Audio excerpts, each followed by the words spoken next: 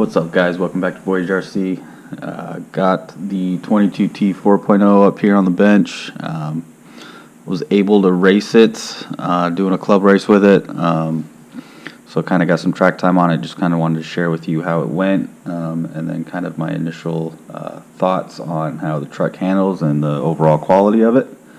The first thing I got to say is this thing on the track right away. Box kit setup, handles really well. Tons of steering. The car seemed really planted to the ground. Very easy to drive. Didn't really take that much getting used to it. A little bit getting used to because, I drive a Bandit. So, but other than that, the truck drives really good out of the box. Kit setup worked really well. I don't think I'm going to really change much. One thing I did do was I added the brass rear weight, and that's actually the 50 gram weight. The kit comes with a 25 gram slab and then the 50 gram slab. Ended up going up to the 50 gram. Just helped the rear end of the truck feel a little better. But yeah, other than that, it's still all stock. Setup wise, didn't make any adjustments. Just drove it basically how you set it up out of the manual, out of the box. So truck handled really well. I did end up going over to a pair of AKA Super Soft Slicks. Tons of traction. Took a little getting used to driving on the slicks, just because it's super twitchy. So all your inputs, it's reacting as soon as you make any input on the radio. So just kind of got used to that, and yeah, truck drove really well.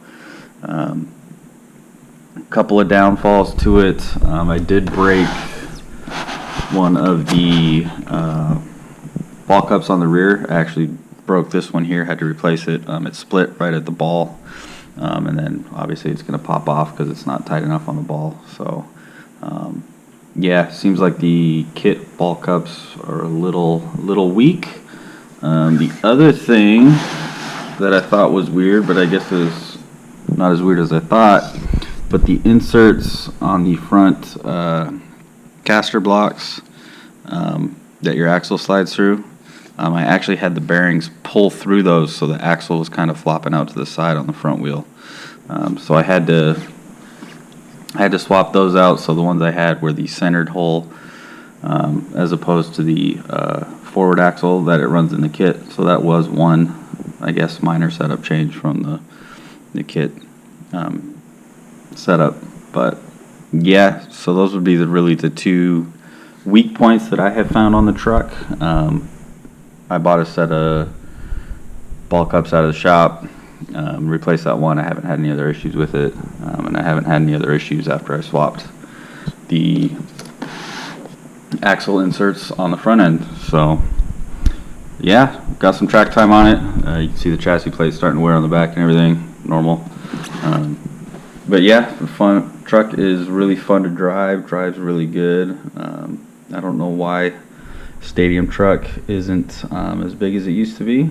It's a super fun class. I enjoy driving it. So I do have the motor wires unsoldered right now. I did have the motor put on the motorizer. Had my buddy kind of finding its sweet spot just to get the max performance out of the motor.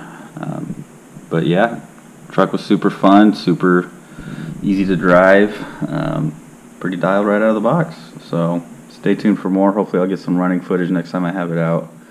My GoPro was giving me some issues, and I did forget the actual mount for it, so kind of shot myself in the leg on that one. But as you can see now, the GoPro's working fine. I think I got it working again. So alright guys, out here at Hobby Action doing a club race. Feeling super annoyed with the truck at the moment. It drives great, don't get me wrong. The truck handles amazingly, but pretty much every run I've been out there, I've had something break on the car. The durability on this thing is horrid at the moment. I had the axle pull out again through the bearing insert. Let's see, earlier today I sheared off the head of the diff screw, so I had to completely rebuild the thrust bolt. Yeah, not feeling too great about the truck right now. Don't get me wrong, it drives awesome. And I'm not that horrible of a driver to where, you know, the truck should be braking. So, I mean, yeah, I'm not putting it in a situation where I would expect it to break.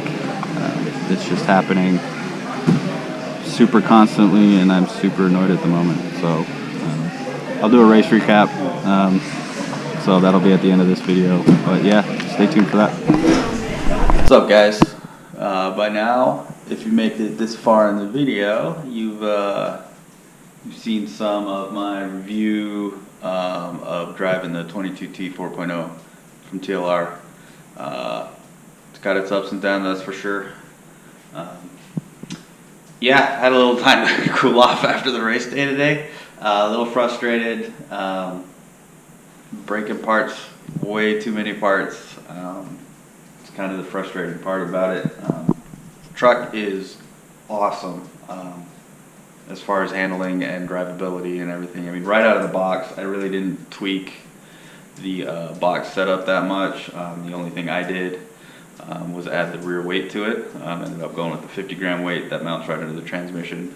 Just help it feel a little bit more planted on the rear end. But yeah, just out here in my garage. Yes, that's a Traxxas banner in the background. Obviously, because I run the Bandit. Yeah. Anyways, I got the body here. That's kind of the current state of it. It's all taped up. I had a pretty gnarly wreck in a practice session. One of the drivers, one of the other guys on the track got somehow upside down on the straightaway, kind of into one of my blind spots on the driver's stand, and he didn't call it out, so hit him full wood with my 8.5 mod truck. Basically the whole front end got all cracked up and basically wanted to start falling off, so used some fancy eBay tape to kind of hold it together. But that was the least of my worries with the truck today. Actually, I should have this all out and ready to show you, so give me 1 sec, I'll get it all out and you can take a look at it.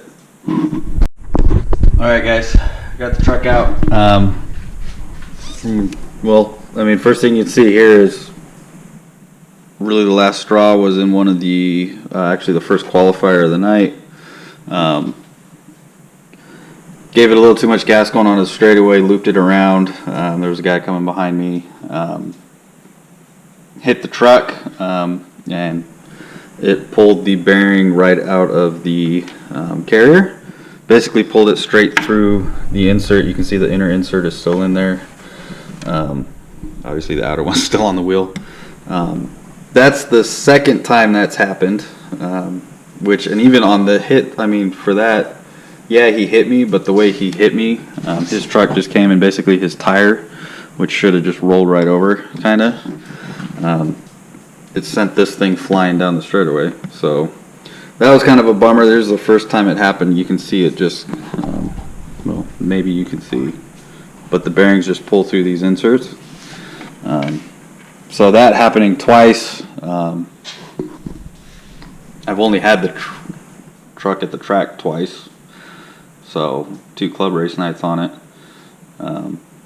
That's kind of a bummer. That's definitely a weak point on the vehicle. I don't know why TLR hasn't addressed that for their plastic pieces. I know they make the aluminum pieces, which are available. I think they're about $17.99 a pair. So you basically buy them by side, and that doesn't give you the option set, so that you buy it based on whether you want trailing arms or the centered.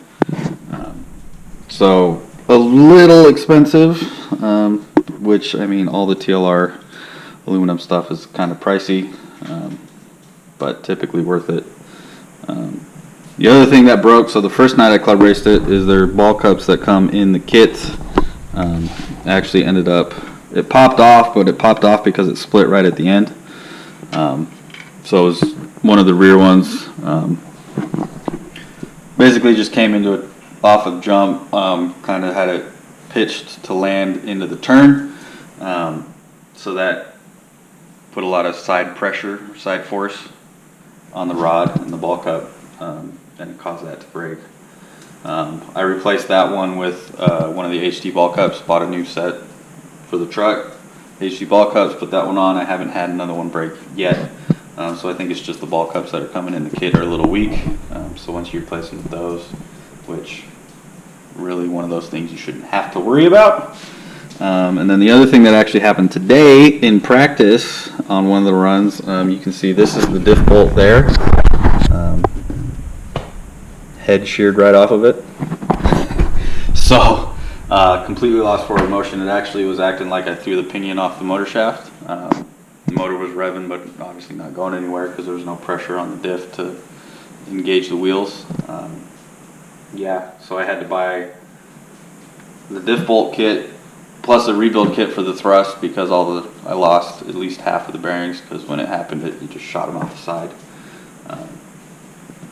So definitely durability wise, this truck could be a lot better.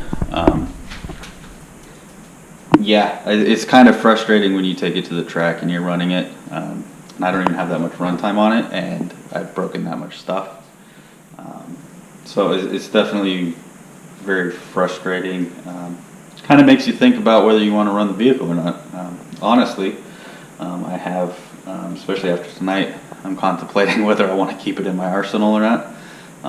Don't get me wrong, the truck drives amazingly. If it would stay together and I had the confidence that I could make it through 2 qualifiers in Maine without having issues, definitely be a force to be reckoned with because this thing drives amazing, especially once I got that 8.5 figured out.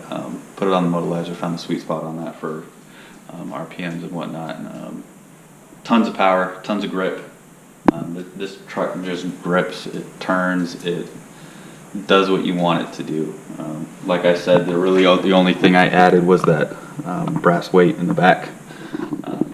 Since it's not a stock truck, I wasn't worried about weight, and it just helped like it settled the rear end a little better, made it feel better. So yeah, that's kind of my initial running review on the truck.